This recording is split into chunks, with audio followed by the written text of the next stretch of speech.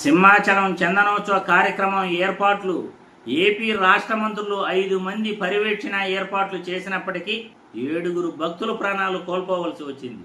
మంత్రుల వల్లే ఈ గోడగూలి భక్తులు చనిపోయారు అని తెలుస్తున్నప్పటికీ ఆ మంత్రులపై ఇప్పటికి కూడా యాక్షన్ తీసుకోలేదు.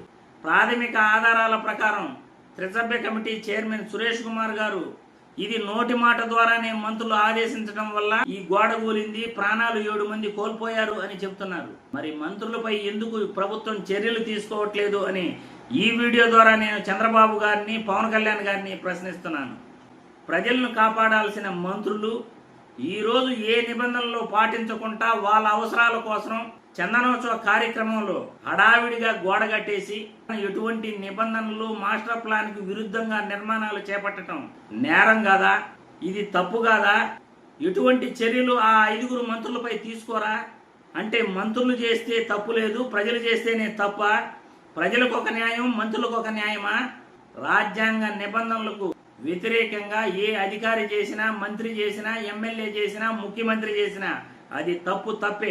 7 ప్రాణాలు కోల్పోవడానికి మంత్రులే కారణం. మంత్రులు నోటి ద్వారా ఆదేశం ఇవ్వటం వల్లే ఆ గోడ నిర్మాణం జరిగింది అని క్లియర్గా ఆధారాలు ఉన్నప్పటికీ కూడా ఇంకా ఎందుకు మంత్రులపై చర్యలు తీసుకోలేదు అని ఈ వీడియో ద్వారా నేను ప్రశ్నిస్తున్నాను.